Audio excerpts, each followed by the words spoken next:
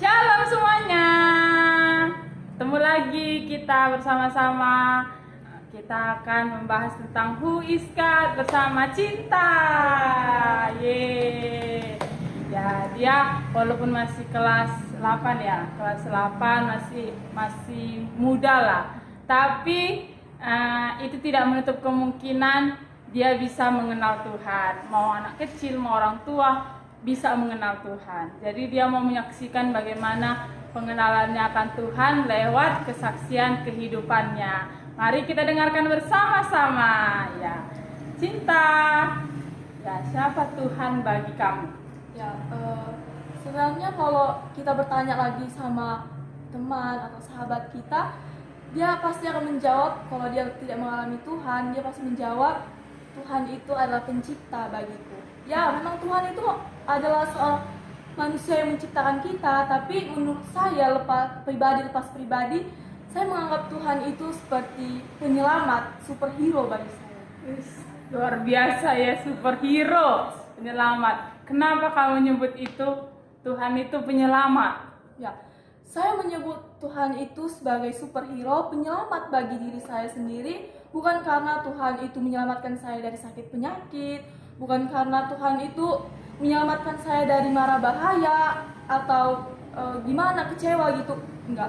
Tapi Tuhan itu saya bisa bilang penyelamat karena Dia menyelamatkan saya dari kehancuran. Dimana saya ya waktu dulu saya orangnya jauh dari Tuhan, saya sama sekali enggak pernah mengandalkan yang namanya Tuhan. Saya memang Kristen tapi ya Tuhan gitu-gitu aja lah. Tapi ada satu pribadi yang benar-benar menganggap saya lebih dari seorang sahabat, lebih dari seorang bapak, lebih dari seorang dokter. Yang saya sebut penyelamat bagi diri saya sendiri.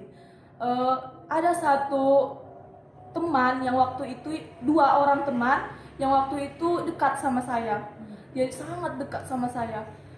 Yang membuat saya bukannya gimana, tapi jauh dari Tuhan gitu. Pergaulan saya ini membuat saya hancur gitu. Waktu saya SD, saya orangnya pokoknya jauh lah dari Tuhan, gak pernah melibatkan namanya Tuhan gitu. Teman saya ini pernah mengajak saya, itu waktu hari Minggu, pernah mengajak saya main gitu. Dan saya ngikut. Padahal mama udah bilang gini, mau kemana? Saya bilang ke gereja. Sebenarnya belum niat saya mau ke gereja, tapi teman saya ini datang. Ngapain ke gereja katanya? Buang-buangin waktu aja. Kami memang satu agama, kami Kristen sama.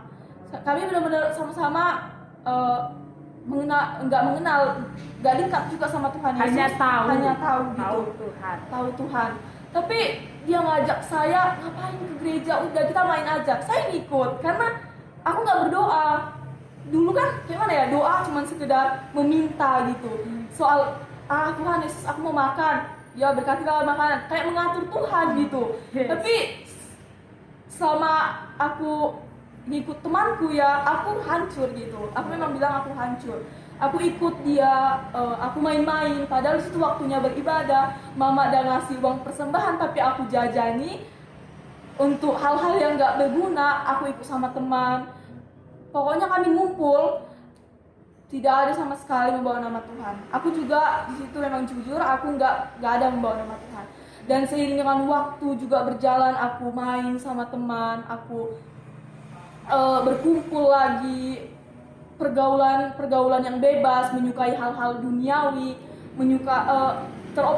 terobsesi dengan hawa nafsuku sendiri. Aku nggak ada minta pertolongan sama Tuhan. Tapi gimana ya, waktu aku dituduh mencuri, Tuhan itu ada, Dia menyelamatkan aku, Dia memberikan pikiran-pikiran dan hikmatnya kepadaku. Memang bukan aku yang mencuri, tapi gimana ya, kalau Tuhan nggak ada di situ menyelamatkan aku, pasti orang tua udah dipanggil, namaku jelek, dibawa ke kantor, pokoknya dihukum gitu. Dan Tuhan memang ada di situ, Tuhan memberikan aku hikmat. Dia bilang kepada aku, lakukan ini, aku lakukan.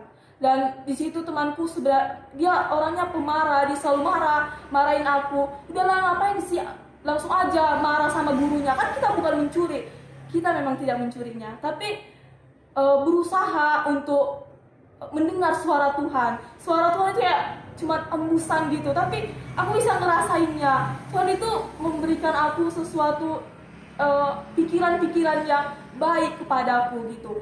Dan besoknya juga aku mengalami yang namanya kecelakaan. Bener-bener aku di situ sebenarnya jam pelajaran, tapi aku malah main, diajak kawanku main. Terus aku kena akibatnya sendiri, aku kecelakaan pas waktu mau jajan. Kecelakaan, kakiku di situ besoknya mau ujian, kakiku nggak bisa bergerak, dan aku akhirnya tidak ikut ujian di situ. Di situ kakak saya menangis, dia mendoakan saya, semangat bilang, kenapa nggak sekolah? Tapi saya bilang gini, libur sekarang. Karena mama saya waktu itu nggak tahu saya lagi ujian. Tapi saya bilang, tapi saya berbohong. Saya jujur, saya memang berbohong di situ. Terus mama, ya udahlah, istirahatlah dulu. Ya saya memang istirahat. Saya sambil main HP, pokoknya teman saya semua ujian sekolah, saya malah enak-enakan.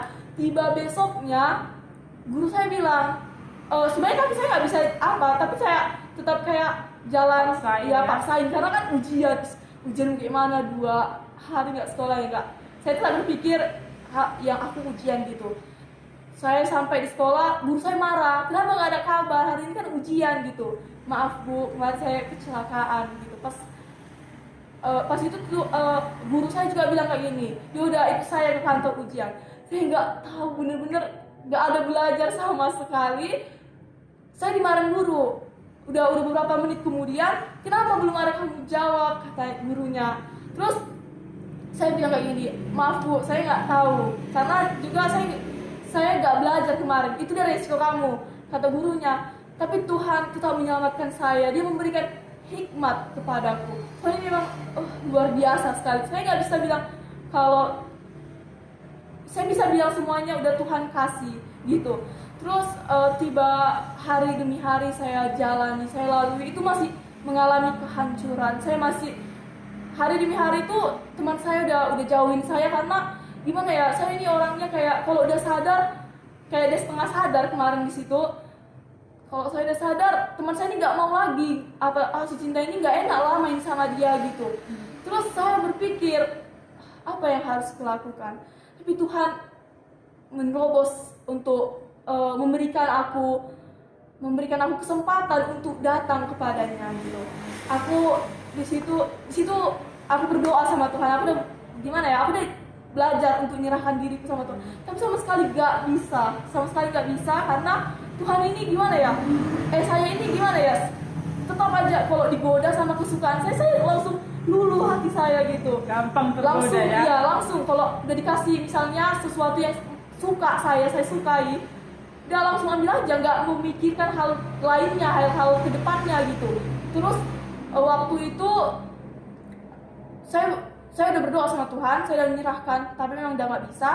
Saya berdoa, Tuhan, aku ingin datang kepadamu. Aku ingin selalu melibatkan Tuhan dalam hidupku. Aku ingin Tuhan selamatkan olehmu. Tapi besoknya jadi saya lihat kakak saya kan beribadah juga di sini. Saya lihat seperti diubahkan gitu, yang tadinya dia gimana ya, orangnya susah disuruh kakak saya. Memang gitu. Susah sekali disuruh. Biasanya dia nggak mau disuruh, tapi nggak tahu kayak entah mukjizat dari mana dia mau disuruh tanpa dibilang bapak itu aku aja pak yang ngerjain gitu. Saya langsung gitu, kok dari mana gitu asalnya bisa dia tersadarkan. Terus besoknya lagi kakak saya melihat saya tuh ingin sekali berubah. Saya curhat sama dia, aku pengen lah ikut gitu kan, tapi dia mengajak saya, ayolah beribadah, aku juga disuruh ngajakmu katanya kayak gitu kan. Tapi saya bilang aku nggak mau lah, soalnya gimana ya, banyak sekali saya melihat kakak saya kayak banyak kali masuk proses di gereja itu gitu, banyak sekali diuji gimana gitu, dan di pikiran saya membebankan. Saya bilang kayak gitu, aku nggak mau lah, aku lebih baik masuk gereja lain gitu.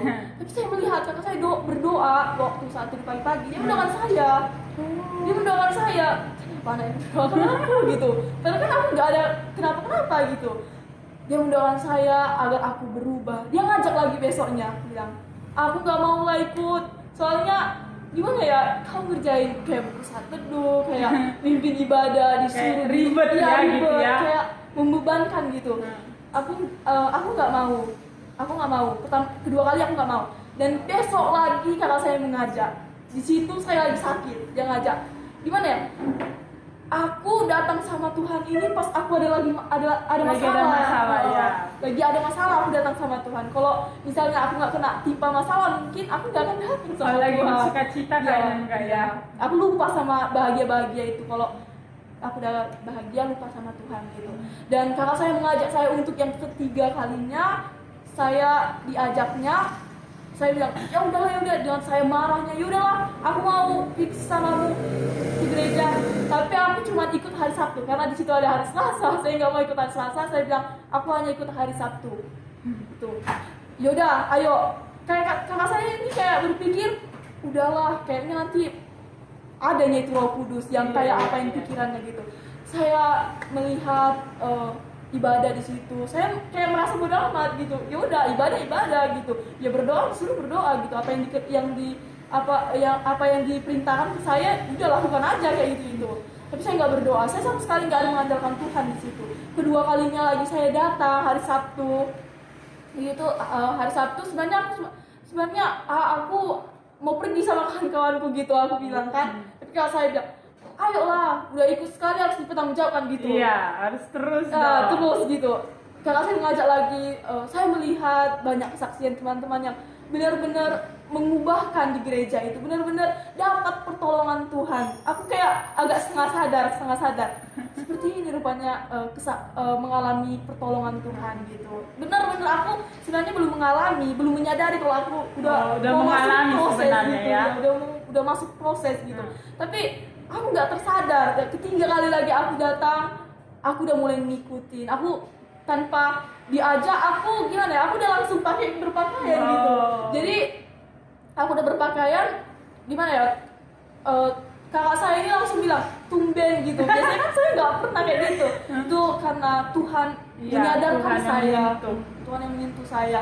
Terus saya udah keempat kalinya terus menerus saya setia, semakin saya setia, saya mengalami bahagia yang benar-benar gak semata, benar-benar saya bahagia bersama Tuhan gitu. Saya gak mengalami kehancuran. Ya, saya pernah mengalami juga kehancuran selama saya datang kepada Tuhan. Tapi saya mengalami kehancuran ini, saya udah kasih sama Tuhan gitu. Saya jadi gimana ya? Aku gak perlu khawatir lagi karena aku udah kasih ke Tuhan gitu. Terus aku banyak mendengar, aku juga banyak mengalami kebaikan Tuhan. Aku juga boleh menyaksikan di situ kebaikan Tuhan. Aku banyak berdoa sama Tuhan. Gimana ya? Tuhan ini kalau aku berdoa, bukannya Tuhan gak mau jawab, bukannya Tuhan gak mau ngasih barang, bukannya Tuhan gak mau ngasih keinginan, uang atas doaku itu, tapi Tuhan benar-benar memberikan yang terbaik. Dia memberikan seseorang untuk menyadarkan aku. Dia memberikan yang terbaik lah kepadaku dengan dia memberikan seorang kakak untuk menyadarkan aku. Dia luar biasa memang. Tuhan ini memang bisa disebut lebih dari seorang superhero dan penyelamat bagi saya.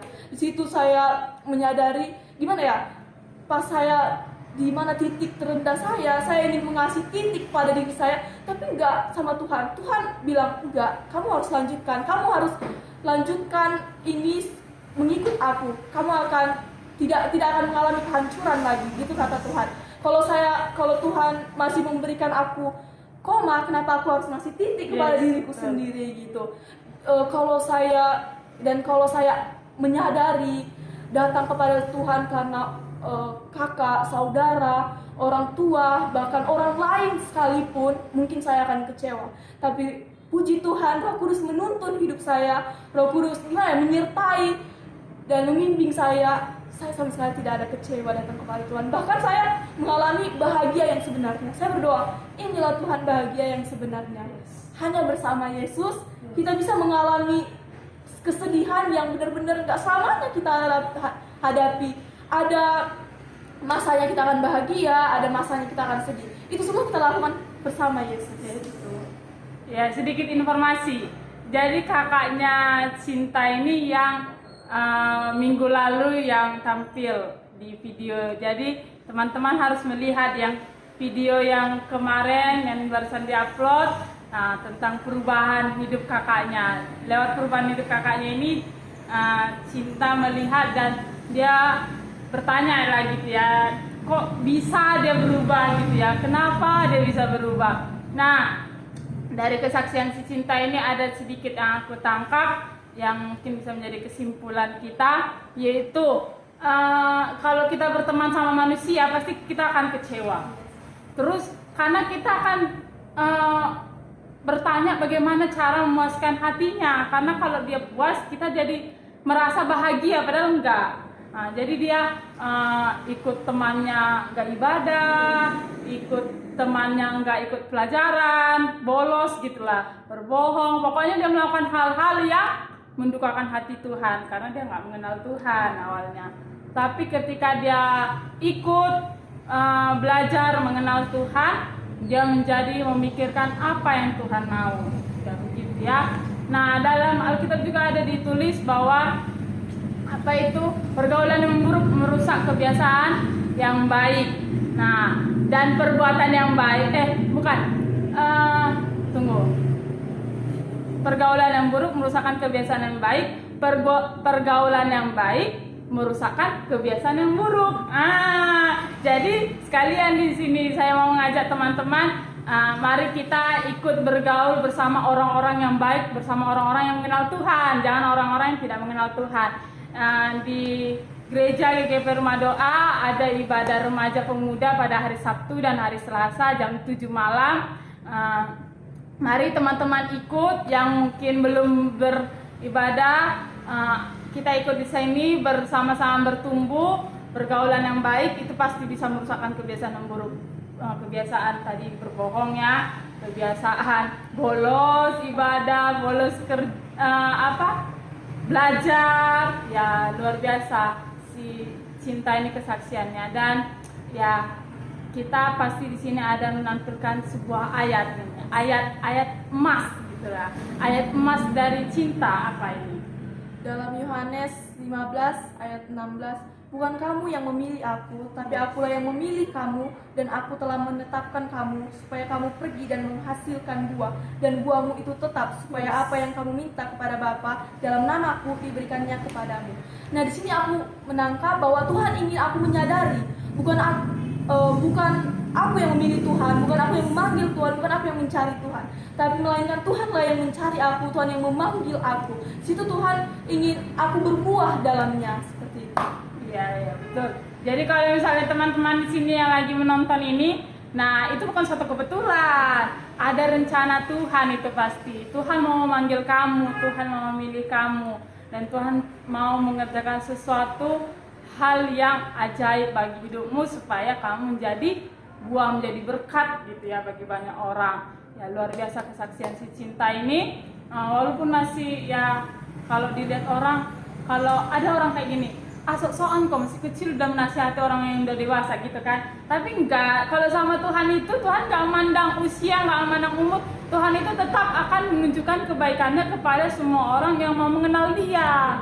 Jadi kalau kamu di sini mungkin ada juga orang yang bilang, masih muda, nggak apa-apa lah, nikmati masa muda, nanti kalau udah tua baru mencari Tuhan. Enggak, kamu harus mencari Tuhan dari sejak sekarang, karena kita nggak tahu sampai kapan umur kita kan. Jadi kita harus mencari Tuhan dari sekarang dan merasakan kebaikan Tuhan itu sungguh sangat-sangat luar biasa, sangat enak. Si Cinta sendiri bilang bahwa hidup bersama Tuhan itu bahagia, bukan nggak ada masalah ya. Tadi dia bilang, walaupun mengikut Tuhan tetap dia mengalami suatu masalah bersama Tuhan. Tetapi mengalami masalah bukan langsung kayak orang sebelum mengenal Tuhan, sedih, kecewa, marah, enggak. Tapi ketika kita mengalami masalah, kita malah berdoa, datang sama Tuhan, bersyukur. Ya, itu luar biasa, itu dari hal yang marah menjadi bersyukur. Puji Tuhan.